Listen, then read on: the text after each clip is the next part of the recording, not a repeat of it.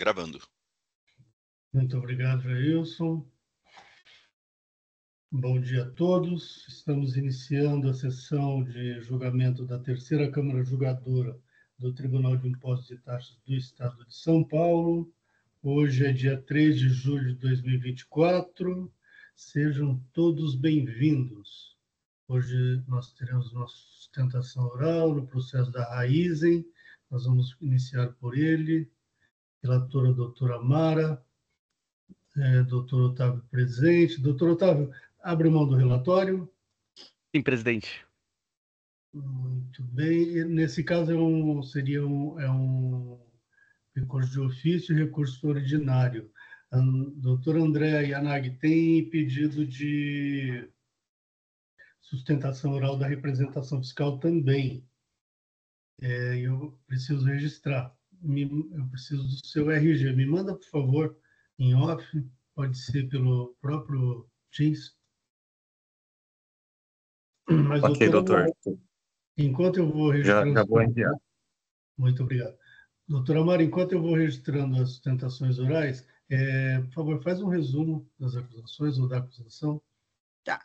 Na verdade, são duas acusações, uma de deixar de pagar ICMS, decorrente de operações de saída de mercadorias tributadas omitidas ao fisco, e apuradas por meio de levantamento fiscal, e a outra é recebimento no período de tal de mercadoria sem documentação fiscal no montante de tal, em operações de entrada omitidas ao fisco.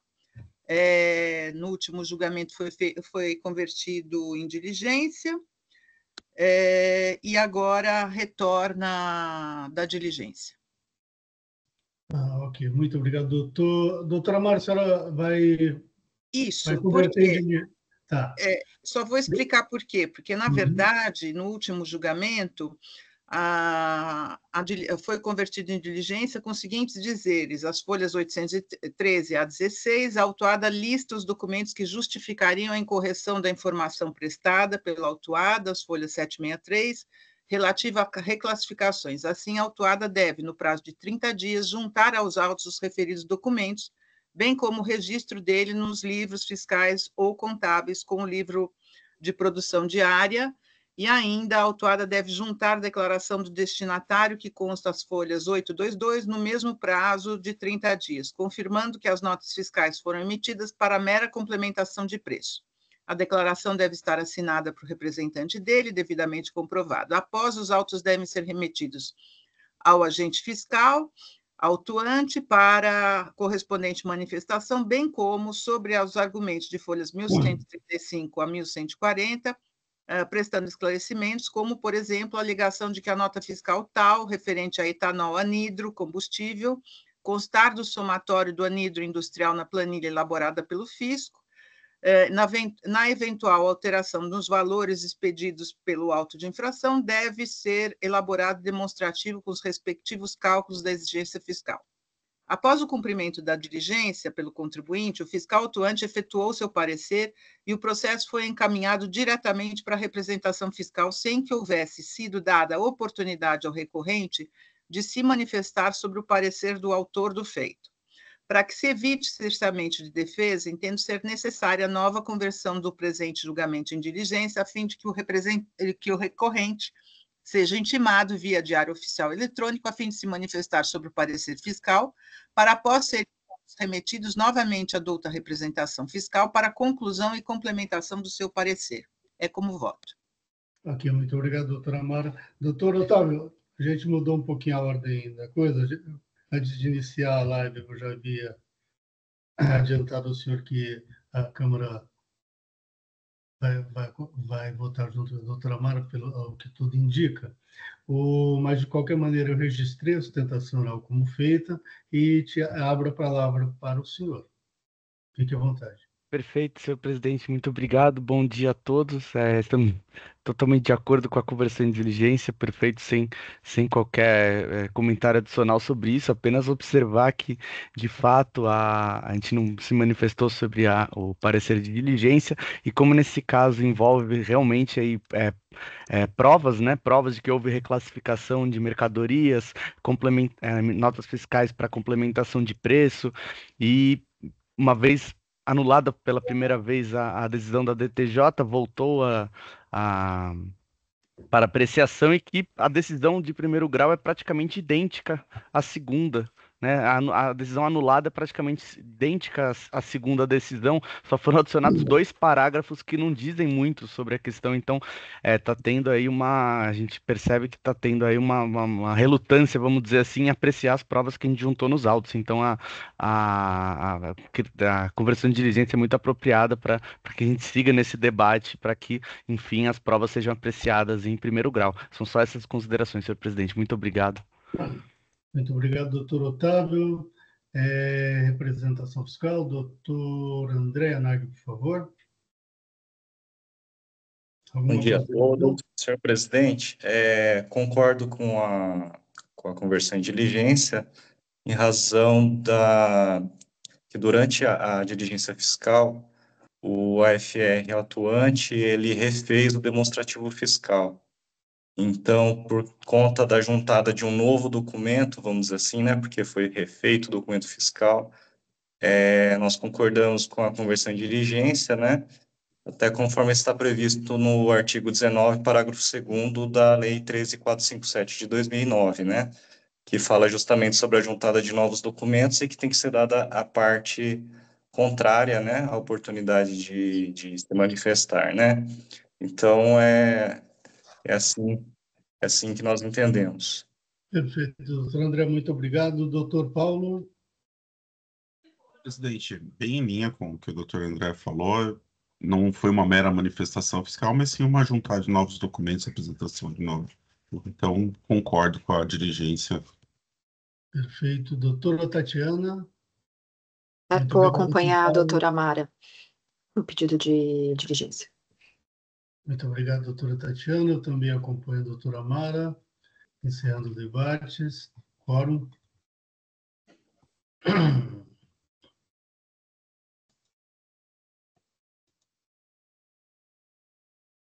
Em votação.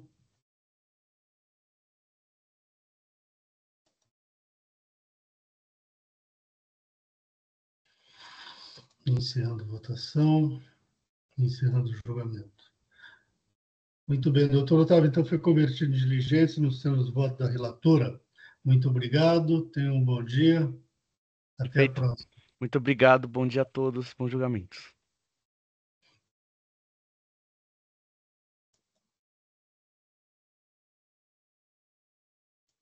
Doutor Paulo, vamos no seu voto? Italcabo. Podemos ir. Tem um microfone aberto, tem um microfone aberto. Acho que não, só o meu. É o meu. Um segundinho só.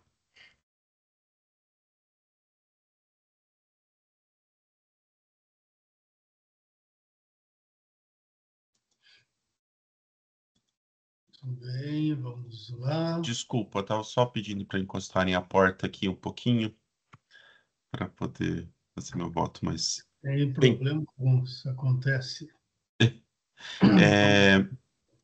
Eu vou, como não está o patrono, eu vou pular o relatório, vou partir para o meu voto e vou fazer ele de forma abreviada. Então, começo lá no item 10 e passo a analisar as alegações do autuado, de que ela não teria interesse em participar da operação simulada e que já teria crédito acumulado em grande monta, portanto, não teria necessidade de simular as operações para gerar novos créditos. Bem, inicialmente, o autuada está sendo autuada por ações dela mesma, né? E o artigo 136 é claro em informar que a responsabilidade pelas infrações independe da infração. Então, não podemos acatar essas alegações. Ela pede a aplicação da súmula 509 da STJ, alegando sua boa-fé. Aqui eu faço uma ressalva que ela não poderia ser aplicada para a infração do item 2, porque é infração diversa daquela tratada na súmula, mas para evitar qualquer sugestão de cerceamento de defesa, eu analiso para ambos os casos. Certo é que a autuada só apresenta a mesma documentação para os dois itens, né? Em relação a tratativas comerciais, ela apresenta os pedidos de compra, nota fiscal, conhecimento de transporte e meios e ela apresenta também os comprovantes de TED para os pagamentos. Os pedidos de compra foram feitos pela própria autuada, então não tem qualquer assinatura, não são prova hábil. Os e-mails são e-mails majoritariamente trocados entre funcionários da própria autuada, indicando a realização para o pagamento. Então, não tem uma comprovação de tratativas comerciais. E em relação à regularidade fiscal, a autuada não apresenta nada dessa comprovação, mas ela apresenta as notas fiscais eletrônicas. E, no meu entender, as empresas só conseguem emitir notas fiscais eletrônicas se estiverem ativas perante o Fisco Paulista. Assim, a mera apresentação de nota fiscal eletrônica seria uma forma da autuada demonstrar que houve consulta à situação fiscal de sua fornecedora. Em relação às provas de pagamento, foram apresentadas 280 TEDs, né? Somente 15% desses comprovantes são de transferência realizada pela empresa FC2, que seria a empresa com que ela comercializaria, sendo o restante, a ampla maioria, transferência para a empresa Magnus Comércio de Condutores. Destaque-se que algumas notas fiscais são apresentadas tanto comprovante de transferência para a FC2 quanto para a empresa Magnus. Então, uma parte do pagamento da nota fiscal vai para a FC2 e uma parte para a Magnus. Então, eu entendo que não foram comprovados os pagamentos. Da análise global dos três requisitos, entendo que a autuada não logrou comprovar sua boa-fé. Em relação ao item 2, não foi apresentado outras documentações que não as já analisadas para o item 1 e também não pode ser acatada a boa-fé para o item 2. Também não deve ser prosperar a alegação de cassação da inscrição estadual, que a cassação da inscrição estadual da empresa ocorreu após as operações e por isso não poderia retroagir.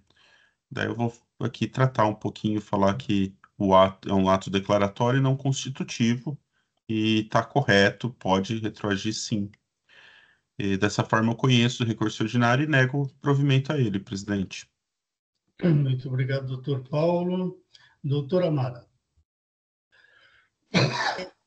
Eu concordo com o doutor Paulo só quanto à conclusão. Então, eu fiz uma preferência bem pequenininha, que eu só queria colocar, mas é no sentido de concordar com o voto pela conclusão, tá? Se quiser que eu leia duas linhas. Doutor Paulo, registre o seu voto, por favor. Doutora Amara, por favor, leia. Tá. Então, cumprimento o relator por seu bem lançado voto, pedindo preferência apenas para esclarecer que acompanho o referido voto somente quanto à sua conclusão, já que entendo, entre outros pontos, que a nota fiscal eletrônica é suficiente para demonstrar que o contribuinte estava regular perante a Cefaz no momento da realização das operações, pois se assim não fosse, não poderia ser emitida, pois o próprio sistema travaria a emissão. Por outro lado, quanto à comprovação das tratativas, entendo que os documentos trazidos seriam suficientes para comprovar as operações comerciais. Mas, para mim, o importante é, de fato, que os pagamentos das os pagamentos das operações, pois é este o ponto que, para mim, caracteriza com maior força a veracidade das operações. E, nesse sentido, entendo como bem ressaltado pelo relator que os pagamentos não foram efetuados diretamente para a empresa inidônea, motivo pelo qual não se poderia evidenciar a total boa-fé do recorrente. Assim, acompanho o relator, mas apenas em relação às suas conclusões. É como voto. Muito obrigado, doutora Amara. Por favor, peça... Eu já pedi, só preciso confirmar aqui. Pronto, gravo. Não Pronto. Apareceu. Agora sim, concedida. Muito bem, doutora Tatiana. Eu vou acompanhar a doutora Amara no sentido da responsabilidade e da natureza jurídica das notas fiscais eletrônicas. Perfeito, muito obrigado. Doutora André Yanagi. Sem considerações a fazer, doutor Leomar. Ok, muito obrigado. Só queria fazer uma observação, presidente. Pois Eu não. estou falando que as notas fiscais comprovam a veracidade das operações, que ele não apresenta. Desculpa. Que a nota fiscal comprova a consulta à regularidade fiscal. Eu falo que ele não apresenta nada, né, quanto a isso, porque ele realmente no voto ele não fala, ó, em relação à regularidade fiscal, são esses documentos ou apresentam as notas fiscais. Mas eu faço uma ressalva, onde está aqui, total. Eu entendi que você não tinha concordado com ele, que deveria ser Sintegro, alguma outra coisa assim, entendeu? Porque a nota fiscal não teria natureza jurídica de prova para a regularidade das Isso. operações, que é uma coisa que a gente costuma brigar bastante. Não, eu falo, no meu entender, as empresas só conseguem emitir a nota no 24, né, no item 24, só conseguem emitir a nota fiscal eletrônica se estiverem ativas perante o Fisco Paulista. Assim, a mera apresentação da nota fiscal eletrônica seria uma forma da autuada demonstrar que houve consulta à situação fiscal de sua fornecedora. Ah, então tá bom. Então eu só corrijo esse pedacinho. Não, pode manter, só... Não, é que eu tinha entendido diferente, entendeu? Como você começou a fazer que ele não apresenta nada. Não, é que das tratativas Tá. comerciais eu realmente acho que ele não Não, comprova, isso né? tudo bem. Isso tudo bem, E entendi. da nota fiscal, eu só alego que ele não apresentou nada e falou que Tá, as notas fiscais e concordo com ele. tá. Só um minutinho que eu estou dando uma olhada aqui no processo. Só um minuto, por favor. Mas, doutora Mara, a senhora vai, enquanto eu estou vendo isso, a senhora vai manter seu voto, certo? Vou. Tá.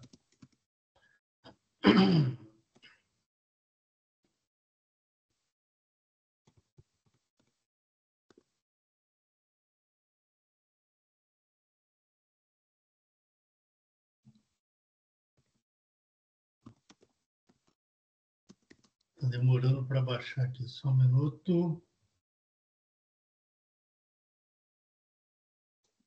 Doutor André, o senhor já se manifestou, certo? Sim, doutor Belmar. Muito obrigado. Estou olhando, continuo olhando, viu? Autorizado, ciência.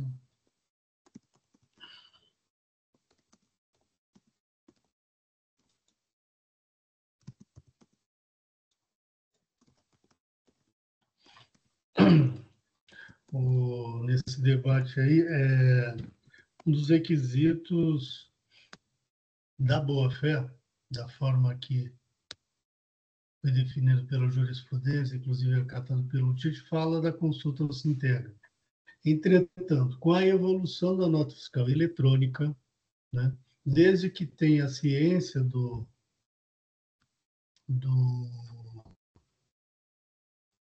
destinatário, eu vejo que algumas delas têm, podemos evoluir quanto à necessidade do Sintegra ou não. Mas o pressuposto, geralmente, da inidoneidade, da glose de crédito decorrente de inidôneos, é que tenha feito a consulta à época, né? Para você, pelo que diz a jurisprudência. Tem que consultar a época. Tá, mas emitiu a nota. É claro, ele estava formalmente funcionando. Aí, se consultar o Sintegra, a mesma coisa.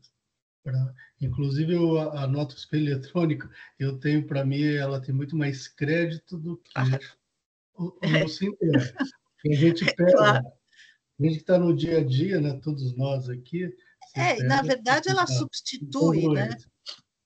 Ela substitui o Sintegra, porque o Sintegra ele é alimentado e muitas vezes ele está completamente desatualizado. A nota fiscal ela trava na hora, né? Exato. Então, nessas notas onde a ciência do destinatário, eu acho que até pode suprir esse um dos requisitos da boa-fé, que seria a consulta ao Sintegra, né? Por exemplo. Uhum. Desde que tenha ciência, porque há um tempo atrás não tinha ainda a ciência do interessado, né? Você tinha um monte de notas fiscais já eletrônicas que à época não era previsto isso.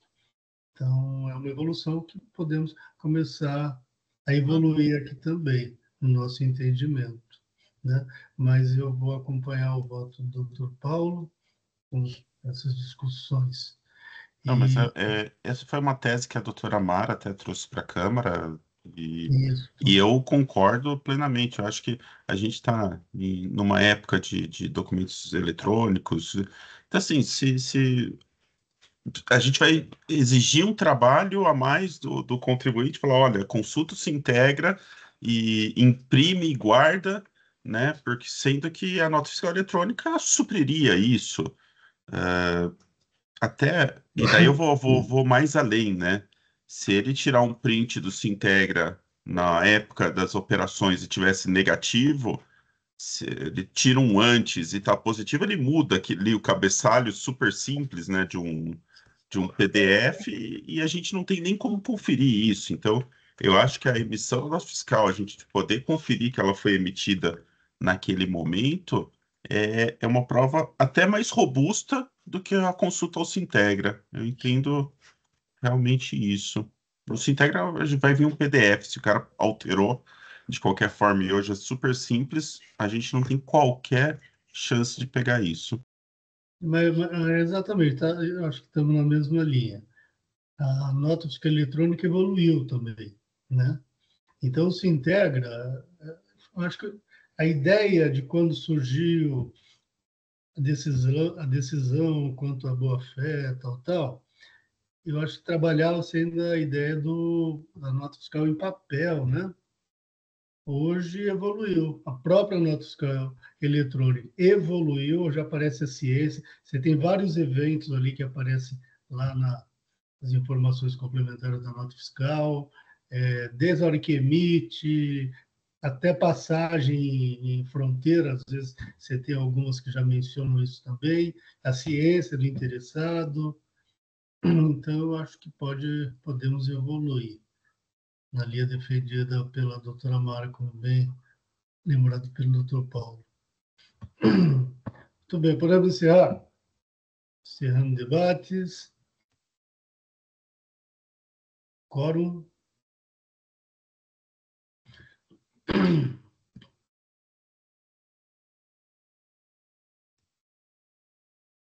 Em votação.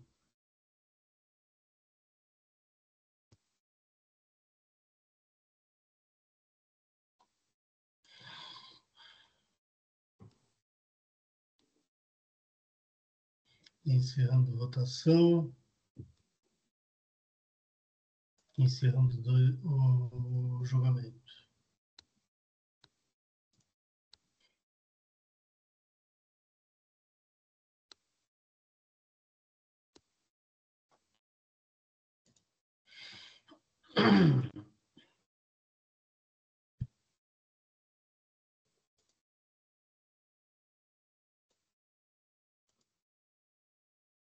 Como houve empate, o voto que prevaleceu foi do relator. Agora sim, encerrado o julgamento. Próximo processo intermédio, eu sou o relator. O voto já está juntado aos autos. Aqui é guerra fiscal. O contribuinte recebeu mercadorias de outros estados, acobertados por notas fiscais. Ele se creditou pelo valor de imposto destacado nas notas, mas as mercadorias, as operações estavam beneficiadas por tinham benefícios fiscais dos estados de origem, feitos sem amparo em convênio com o FAS. Não há controvérsia quanto aos fatos. A recorrente admite os incentivos fiscais recebidos dos outros estados. O recurso ele é longo na forma, mas de conteúdo bastante reduzido e não é muito diferente de outros casos ocorridos já conhecidos desse tribunal. Aqui é uma... Eu estou falando, mas eu estou trabalhando com outras coisas aqui, só um minutinho. Então, já houve uma decisão em Câmara de recurso ordinário, subiu posteriormente à Câmara Superior, que, em voto do Dr. Paulo Maceta, anulou aquela decisão. Então, doutor Paulo, o senhor estaria impedido de votar. Né? Seria importante declarar isso. Doutor Paulo, microfone. Eu estava lembrando do nome, eu falei, eu acho que eu votei no superior esse. Tá ótimo. Seu voto. Então, e aí tem as alegações de juros, tal, e eu estou aplicando aqui a taxa Selic. Eu estou conhecendo o recurso, negando o provimento, porém estou aplicando a taxa Selic, e aí o resultado é parcial provimento ao recurso, apenas para adequar a súmula 10 de 2017 revisada. Como eu votei, vocês já tiveram acesso, representação fiscal, alguma consideração? Sem considerações, doutor Belmar. Muito obrigado. Doutora Mara? Esse é caso de guerra fiscal boa-fé, né? Aquela coisa que a pessoa não sabe e que a Câmara Superior já definiu, né? Não pediu reconhecimento, nada disso. Tá. É um caso bem antigo isso. Tá bom. Bem antigo. A empresa precisa fazer o pedido da boa-fé e mesmo Teria que que ela ter não feito faça, aquele procedimento administrativo depois do convênio, né? Tá. e mesmo que ele não faça e a gente vote, só até para deixar claro, ele pode fazer isso enquanto estiver em cobrança, quando se inscrever em dívida, então assim, a gente não está Tá causando eliminando nenhum prejuízo. Ele pode pedir, se houver interesse, mas não houve pelo jeito. Então, foi assim que eu votei. Estou dando parcial provimento apenas para a aplicação da taxa Selic. É isso. Doutora Mara? Acompanhe. Muito obrigado. Doutora Tatiana? Acompanhe. Eu já ia chamando a de Tatiane. Me perdoe, doutora Tatiana. Então, acompanho. Então, encerrando debates. Quórum.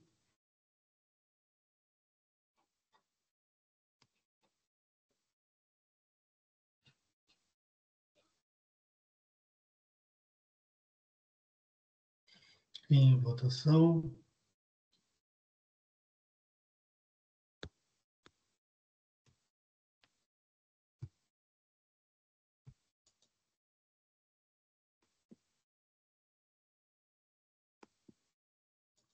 Encerrando a votação. Encerrando o julgamento.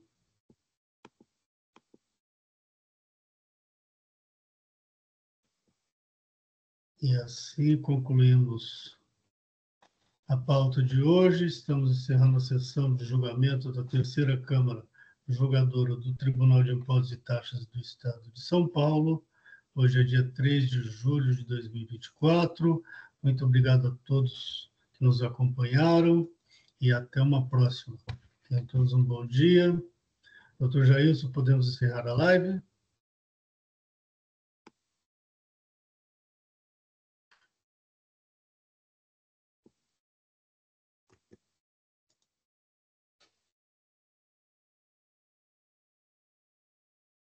Doutor Jailson?